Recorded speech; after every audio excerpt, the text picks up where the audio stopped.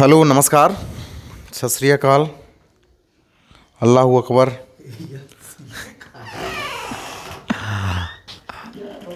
Last geography की class में we have studied about manufacturing industries and I think I have covered each and every integral and basic topic in manufacturing studies. Okay,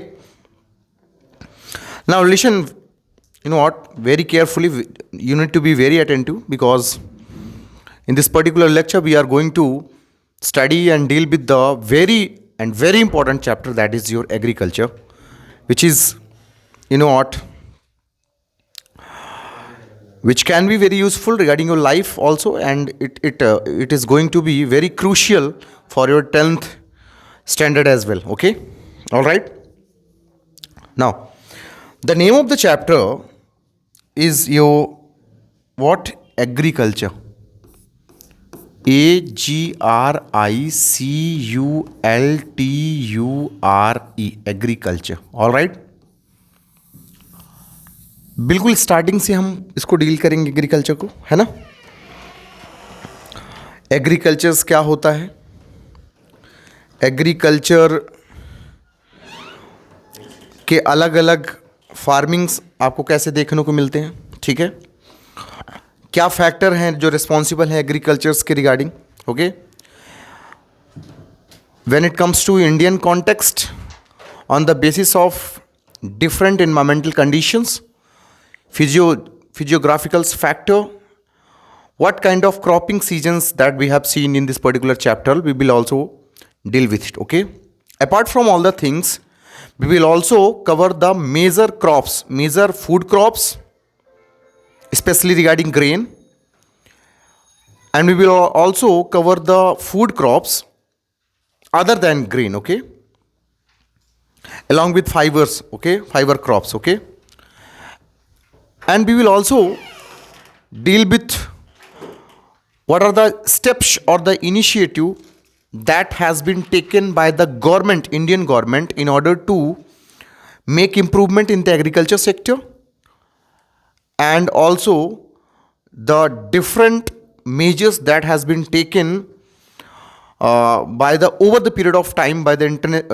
Indian government regarding consolidation of land reforming, and the various things which can improve agriculture. We will also deal with the impact of globalization on agriculture, and you know what, the modern inputs and the modern methods which has revolutionized the agriculture. Okay, all right. Okay, then stay tuned with this channel. Okay, now since we have seen the agriculture, okay, see, agriculture is always, it came from a Latin word. Agriculture जो word है, it is derived from the Latin word known as agro. Okay, दूसरा culture जो word है, तो इस culture word से आपको derive किया गया है कल्टीवेशन। Okay, cultivation. तो यूं कहें कि एग्रीकल्चर्स को क्रॉप्स के कल्टीवेशंस के रिगार्डिंग हम इसको रेलिवेंट बना सकते हैं। अब जनरली किसी भी स्टूडेंट से जब आप पूछेंगे व्हाट इज एग्रीकल्चर, तो जनरली वो यही बोलते हैं, प्रोडक्शन ऑफ फूड क्रॉप्स। तो क्या हम एग्रीकल्चर को यहीं तक सीमित करना चाहेंगे कि agriculture is nothing but it just a production and the process और the dealing with the different method which ultimate gives you output regarding food crops production? No, it is not. Okay, तो फिर agriculture है क्या? Agriculture मैं आपको बताना चाहूंगा, agriculture is nothing but it is a science and it is an art. Doing agriculture is an art also. ये एक स्किल है और ये एक मैथडोलॉजिकल प्रोसेस है, एक्सपेरिमेंट है। That is why it is known as, it is a science and art. अब science and art है तो क्या, किसके regarding? Science, it is a science and art regarding what? Cultivation of soil, soil का cultivation करना, okay. Regarding cultivation of soil, first things, okay, and raising crops, crops को raise करना। अब एक बच्चे को जैसे रेज किया जाता है, बॉर्न एंड ब्रॉट अप किया जाता है, उसके रिगार्डिंग रेजिंग क्रॉप्स भी इसमें इंक्लूडेड है। And raising livestocks, raising livestock. What is livestocks? They are nothing but cattles जो डोमेस्टिकेटेड होते हैं, जैसे मवेशी जिनको आप पालते हैं। तो एग्रीकल्चर्स में आप क्या कहेंगे? Agriculture is nothing but it is in science and art which deals with cultivation of soil along with raising crops and livestock. It is known as agriculture. इसमें कंप्लीट डेफिनेशन आएगी कि ना सिर्फ ये एक कला है बल्कि एक विज्ञान है जो मृदा के रिगार्डिंग, उत्पादन के रिगार्डिंग दिखाता है, क्रॉप्स और लाइव स्टॉक्स को भी जो रेस करने के रिगार्डिंग डील्स करता है, उसको हम एग्रीकल्चर कहते हैं, okay. Now come to the Indian context. वैसे एग्रीकल्चर की जब आप बात करेंगे तो आपने ऑलरेडी पढ़ा हुआ है इकोनॉमिक एक्टिविटीज, इकोनॉमिक एक्टिविटीज। अब मैं थोड़ा सा इसके डिफिनेशंस में भी आना चाहूंगा। What is economic activities? Economic activities are those activities which is oriented for monetary gains. ऐसी एक्टिविटीज हैं जो पैसे के लिए, जो आप पैसे अर्न करते हैं ना, मनी अर्न करते हैं, उन एक्टिविटीज को कहा जाएगा economic activities. And further the classification of economic activities into 3 part आपने देखा है। एक तो है आपका primary sector, okay, primary sector. Second है आपका secondary sector, all right, and third you have seen the tertiary sector. जो हमने ऑलरेडी पहले से पढ़ा है, primary sector is always deals with agriculture, mining, fisheries, okay. तो ये सारी चीज़ों को जब आप देखेंगे, अच्छा एक बात और, प्राइमरी सेक्टर्स की डेफिनेशंस की अगर रिगार्डिंग मैं एग्जांपल्स बोल रहा था, डेफिनेशंस के रिगार्डिंग आप बात करेंगे, जो नेचुरल रिसोर्सेज को एक्सप्लॉइट करके जो चीज़ें प्रोड्यूस की जाती है उसको हम कहते हैं प्राइमरी सेक्टर्स, ओके। जैसे एग्रीकल्चर में आप नेचुरल रिसोर्सेज को एक्सप्लॉइट करते हैं, यूज़ करते हैं, माइनिंग में आप नेचुरल रिसोर्सेज को यूज़ करते हैं, फिशरीज में भी आप नेचुरल रिसोर्सेज को यूज़ करते हैं, तो ये प्राइमरी सेक्टर है। जब सेकेंडरी सेक्टर की बात करेंगे तो it is also known as manufacturing sector. ये इंडस्ट्रियल सेक्टर्स के रिगार्डिंग है, इसमें प्रोडक्शन आएगा, इसमें प्रोसेस आएगा, तो ये बेसिकली मैन्युफैक्चरिंग सेक्टर्स होता है। टर्सरी सेक्टर्स की बात करेंगे तो tertiary sector is also known as service sector. Service sector को समझने का सीधा सीधा माध्यम है कि मैं आपको पढ़ा रहा हूं, मैं आपको सर्विस प्रोवाइड कर रहा हूं, तो मैं किस में आऊंगा? सर्विस सेक्टर्स में आऊंगा। दूसरा, banking, transportations and the various things which you have been introduced as a service, as a facilities, it included as a service sector, okay. तो इकोनॉमिक एक्टिविटीज में हम लोगों ने पढ़ा, we have studied that agricultures always gonna related with primary sector. अब primary sector से अगर ये है तो ये बताइए इंडिया में इसका कंट्रीब्यूशंस क्या है? What are the contributions of agriculture specially in India? We specially know that 2/3 population of India, लगभग इंडिया के 2/3 पॉपुलेशन की जब आप बात करेंगे, they are engaged in agriculture sector. Still they are engaged in agriculture sector, okay, अभी भी engaged हैं। या आप परसेंटेज में जब मैं बात करूं तो more than 61% are still engaged in agriculture sectors, specially in India, okay. Now agriculture sector is the basic form of all activities. क्यों बेसिक फॉर्म है भाई? क्योंकि whatever the food be consume, it has been produced by the agriculture sectors, okay, and it also provide raw material for the manufacturing industries. That is why it is one of the most important factor, okay. What? 2/3 sir, 66%. 2/3 66%. I have been talking about more than 61%, okay, more than 61%, that is, okay. Now थोड़ा सा रफली data की बात कर लेते हैं। Agriculture sector India की बात कर रहे थे तो उसके बाद डिटेल में जाएंगे। पहले मैं आपको बता दूं, ये स्टेट से आप जनरली परिचित हैं, UP, Punjab and Haryana. UP, Punjab and Haryana.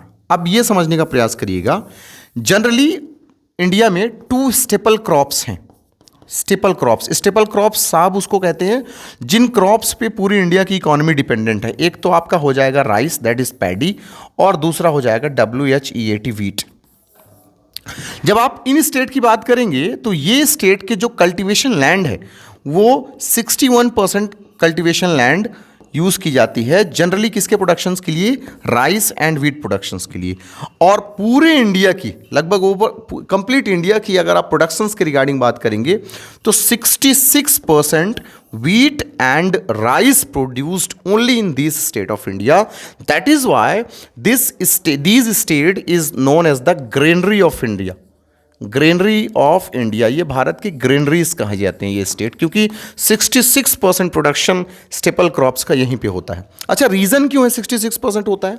क्योंकि आपने देखा है, you have also seen that जब मैं बात करूंगा स्टेट के रिगार्डिंग तो आप देखेंगे ये इंडिया का मैप है और ये जो यहाँ अरेबियन ओशियन है, तो यहाँ से जो वेस्टर्न डिस्टर्बेंस होती है ना, तो वेस्टर्न डिस्टर्बेंस के रिगार्डिंग इन एरियाज़ में रैनफॉल देखने को मिलता है विंटर सीजन में, और ये रैनफॉल एक आप कह सकते हैं बोनस है, इसलिए यहाँ पे प्रोडक्शन हाईली प्रोडक्शन देखने को आपको मिलता है। ओके, और दूसरा ये गंगा के प्लेन्स भी हैं तो यहाँ हाई फर्टाइल के कारण भी ये देखने को मिलता है। That is why this state are known as the greenery of India. Okay, now coming to the different types of farming in India. भारत में अलग अलग प्रकार की फार्मिंग की जाती है, डिफरेंट टाइप्स ऑफ फार्मिंग। अब डिफरेंट टाइप्स ऑफ फार्मिंग में दो प्रकार की फार्मिंग आपको देखने को मिलती है। पहला subsistence farming, okay, and second one is your commercial farming. Let me go through the deep down. Okay, क्यों डिफरेंट टाइप्स ऑफ फार्मिंग देखने को मिलती है? पहली बात तो ये बता दूं, if you are living in India, India is one of the vast country regarding diversity. बहुत डाइवर्स कल्चर देखने को मिलता है। तो डाइवर्स कल्चर के रिगार्डिंग क्या है? क्योंकि डिफरेंट जियोग्राफिकल कंडीशंस हैं, फिजियोग्राफिकल कंडीशंस हैं। फिजियोग्राफिकल कंडीशंस के अकॉर्डिंग आप ये भी देखेंगे कि क्लाइमेटिक कंडीशंस भी अलग है, तो आप ये कहेंगे कि इन्वायरमेंटल कंडीशंस भी डिफरेंट हैं। तो environmental conditions, different geographical structures, culture and tradition plays a vital role in different types of farming. भारत में अलग अलग स्टेट में अलग अलग तरीके की फार्मिंग देखने को मिलती है, खेती देखने को मिलती है। और मुख्यतः मैं उन टाइप्स ऑफ फार्मिंग को दो तरह से डिवाइड किया हूँ, एक सबसिस्टेंस फार्मिंग और दूसरा है आपका कॉमर्शियल फार्मिंग। अच्छा, सबसिस्टेंस फार्मिंग में एक मैं बात करूँगा इंटेंसिव सबसिस्टेंस फार्मिंग, और दूसरा है आपका, उसको आप बोलते हैं स्लैश एंड बर्न। दूसरा इसका नाम है आपका शिफ्टिंग एग्रीकल्चर। ओके, और इसी को आप कहते हैं झूम कृषि, जो आप कहते हैं झूमिंग कल्टीवेशन। ठीक है, बेसिक से पढ़ाते हैं। सबसे पहले अगर इंग्लिश के वर्ड सबसिस्टेंस की बात करें तो सबसिस्टेंस वर्ड का मतलब होता है जीवन निर्वाह के लिए। अब इसी से आप समझ लीजिएगा कि ऐसी खेती जो जीवन निर्वाह के लिए की जाती है, फॉर योर ओन कंजप्शन, जो खुद अपने कंजप्शंस के लिए आप करते हैं, उसे कहते हैं सबसिस्टेंस फार्मिंग। अब इस सबसिस्टेंस फार्मिंग में जो आपको प्राइमरीली देखने को मिलती है, तो सबसे पहली खेती देखने को मिलती है प्रिमिटिव सबसिस्टेंस फार्मिंग। अच्छा, प्रिमिटिव वर्ड जब मैंने लिखा ना, तो साहब ये समझ लीजिए प्रिमिटिव मतलब क्या होता है। प्रिमिटिव मीन्स क्या होता है? प्रिमिटिव मतलब होता है ओल्ड। तो ये प्रिमिटिव सबसिस्टेंस फार्मिंग की जब मैं बात करूंगा, तो ये फार्मिंग ऐसा है जिसमें ओल्ड जो मशीन टूल्स हैं, ओल्ड जो यूज़ किए जाते हैं स्मॉल पैचेस ऑफ लैंड्स में फॉर देयर ओन कंजप्शंस, तो that is known as primitive subsistence farming. Old tools में जब मैं बात करूं तो आप प्लाऊ की बात करेंगे, जिसे आप हल कहते हैं, डॉग की बात करेंगे। ओके, आप स्मॉल डिगिंग स्टिक्स की बात करेंगे, छोटे जो आप डिगिंग स्टिक्स की बात करते हैं, इनकी मदद से जो खेती की जाती है फॉर योर ओन कंजप्शंस, इसे कहेंगे प्रिमिटिव सबसिस्टेंस फार्मिंग। अब प्रिमिटिव सबसिस्टेंस फार्मिंग में क्या क्या चीज़ें आप नहीं यूज़ करते हैं? एक तो मॉडर्नाइज टूल्स आप यूज़ नहीं करते हैं। मॉडर्नाइज टूल्स आप बिल्कुल नहीं यूज़ करते, ना तो ट्रैक्टर है ना तो थ्रेशर्स है। दूसरा, आप ना ही केमिकल्स फर्टिलाइजर्स यूज़ करते हैं, केमिकल्स फर्टिलाइजर्स आप यूज़ नहीं करते, okay.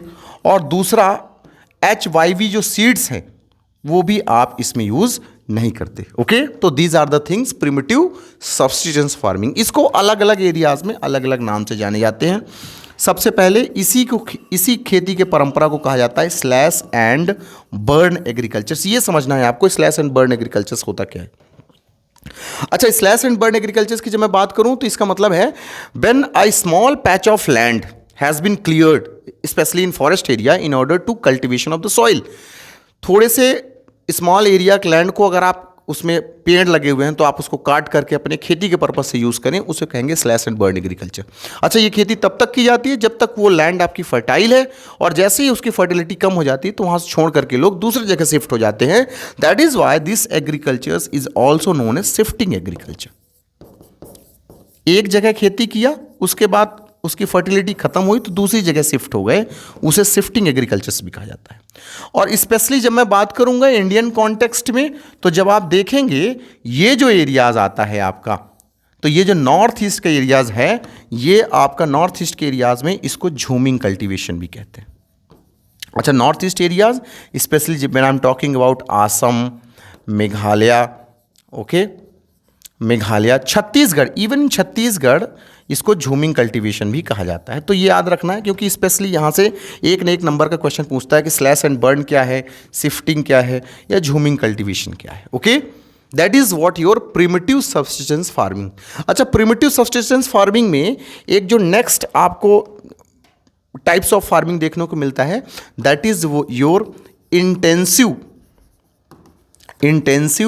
Subsistence farming. Subsistence farming, मैं चाहूँगा कि आप जब भी ये सारे टॉपिक्स को पढ़ें तो आप थोड़ा वर्ड में जाएं। पहला वर्ड है क्या है, इंटेंसिव। सब्सिस्टेंस तो हमने पढ़ा है कि ये जीवन निर्वाह के लिए, फॉर योर ओन कंज्यूप्शन। लेकिन इंटेंसिव का मतलब क्या है? इंटेंसिव का मतलब यहाँ है क्या? इसका मतलब है कि a small tract of lands में जब आप मैक्सिमम आउटपुट के लिए खेती करते हैं, छोटा सा ज़मीन का टुकड़ा है उसमें मैक्सिमम आउटपुट के लिए आप खेती करते हैं, उसमें मॉडर्न इनपुट्स आप ढेर सारे डालते हैं, केमिकल्स यूज़ करते हैं, फर्टिलाइजर्स यूज़ करते हैं, HYV सीड्स आप यूज़ करते हैं। और ये जो एरियाज़ होती हैं ये हैवली पॉपुलेटेड एरियाज़ हैं, heavily populated areas, heavily populated area. Specially this kind of cultivations has been done in UP and Bihar. UP and Bihar में बहुत ज़्यादा पॉपुलेशन है और स्मॉल ट्रैक्ट्स ऑफ लैंड बहुत कम देखने को मिलते हैं, okay. And heavily populated areas using modern inputs, ठीक है। मॉडर्न इनपुट्स में कौन कौन से आ जाएंगे आपके? Biochemicals, okay, fertilizers, and in order to get the maximum input, maximum output या maximum production, ठीक है। स्मॉल पैचेस ऑफ लैंड में या स्पेशली हैवली पॉपुलेटेड एरिया में मैक्सिमम आउटपुट या मैक्सिमम प्रोडक्शन के लिए जो आप खेती करते हैं by using modern inputs, it is known as intensive subsistence farming, okay. तो हम लोगों ने पढ़ा कि सबसिस्टेंस फार्मिंग क्या है, उसमें हम लोगों ने डील किया कि what is primitive subsistence farming, what is intensive subsistence farming. Now we are shifting toward, अब हम शिफ्ट करने वाले हैं कॉमर्शियल फार्मिंग। कॉमर्शियल फार्मिंग, ये वर्ड ही आपको बता रहा है कि कॉमर्शियल फार्मिंग का मतलब क्या होता है। मतलब ऐसी खेती करना टू अर्न प्रॉफिट करने के लिए जो आप खेती करते हैं, प्रॉफिट या बिजनेस ओरिएंटेड जो आप खेती करते हैं उसे आप कहते हैं कॉमर्शियल फार्मिंग। अच्छा, कॉमर्शियल फार्मिंग में फिर क्या क्या चीज़ें हैं? कॉमर्शियल फार्मिंग में आप देखेंगे एक कॉमर्शियल फार्मिंग का अलग एक आपको तरीका देखने को मिलता है, that is your plantation farming, okay. Plantation farming, अच्छा प्लांटेशन फार्मिंग क्या है?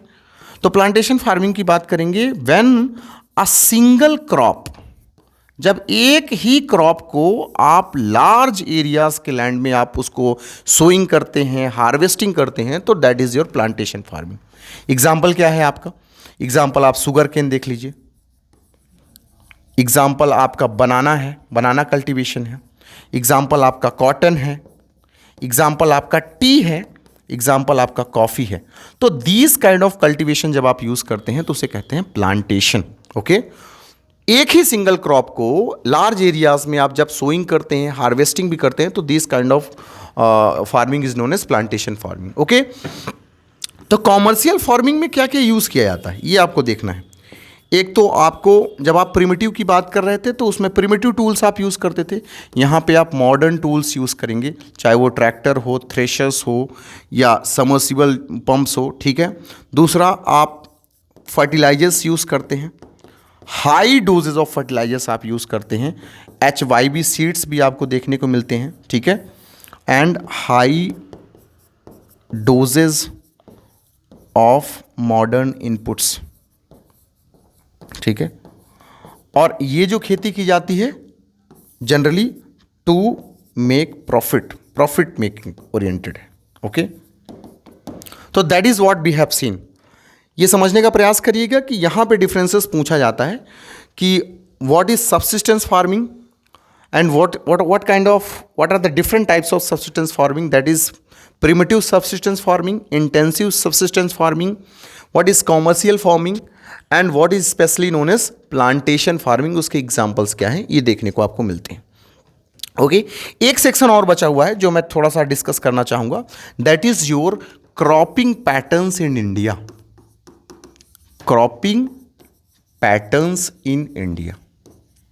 ठीक है, अच्छा, क्रॉपिंग पैटर्न्स को आप ये भी कह सकते हैं कि क्रॉपिंग सीजन्स भी आप कह सकते हैं। क्या कह सकते हैं? Cropping seasons. Okay, cropping seasons की बात करेंगे तो क्योंकि इंडिया में इतनी वैरायटीज़ है तो अलग अलग क्रॉपिंग पैटर्न्स भी देखने को मिलते हैं।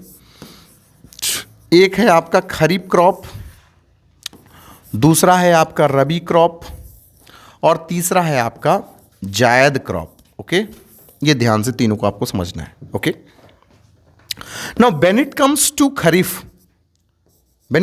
kharif, it has been started on set of monsoon। जैसे ही मानसून इंडिया में स्टार्ट होता है तो खरीफ क्रॉप को बोना स्टार्ट कर दिया जाता है। इसका मतलब होता है ऑन सेट ऑफ मानसून, मतलब जून एंड जुलाई में जब आप बोना स्टार्ट कर दें, एंड हार्वेस्टेड, और हार्वेस्ट कब कर लिया जाता है? Harvested in the beginning of winter, जब ठंडी की शुरुआत होती है तो आप इसको हार्वेस्ट भी कर लेते हैं। Okay, it is known as kharif crop. Examples की बात करेंगे तो बहुत सारे एग्जाम्पल्स आपको देखने को मिलते हैं। एक तो सबसे बड़ी खरीफ क्रॉप है, दैट इज़ योर पैडी। उसके बाद आपको देखने को मिलेगा मेज़। उसके बाद आपको देखने को मिलेगा मिलेट्स। अच्छा, मिलेट्स क्या है?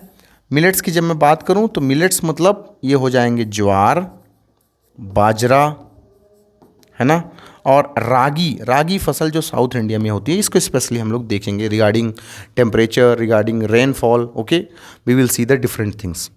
Okay, now we are going to talk about the rabi crop. Rabi जो स्टार्ट होती है on the beginning of winter, इसको हम बोना स्टार्ट करते हैं विंटर सीजन में।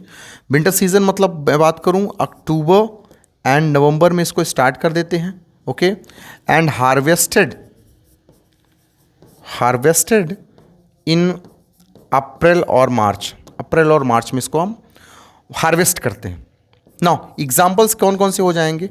एक हो जाएगा वीट, दूसरा हो जाएगा आपका मस्टर्ड, ठीक है, तीसरा हो जाएगा आपका ग्राम, ओके, एक्सेट्रा। तो ऑल इन ऑल ये कहूँ कि खरीफ जो क्रॉप्स हैं वो आपके जैसे ही मानसून स्टार्ट होता है तब से आप बोना स्टार्ट कर देते हैं। हार्वेस्ट कब करते हैं? In the beginning of winter, that is your October and November. Okay, rabi crop winter season में आप स्टार्ट करते हैं बोना और हार्वेस्ट कब करते हैं? मार्च एंड अप्रैल में। Okay, these are the examples which you need to go through. And last but not the least, zaid crop हो जाएगा शॉर्ट ड्यूरेशन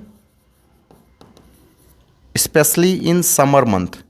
इसकी खेती आप करते हैं गर्मी के महीनों में और इसकी खेती बहुत कम समय के लिए होती है।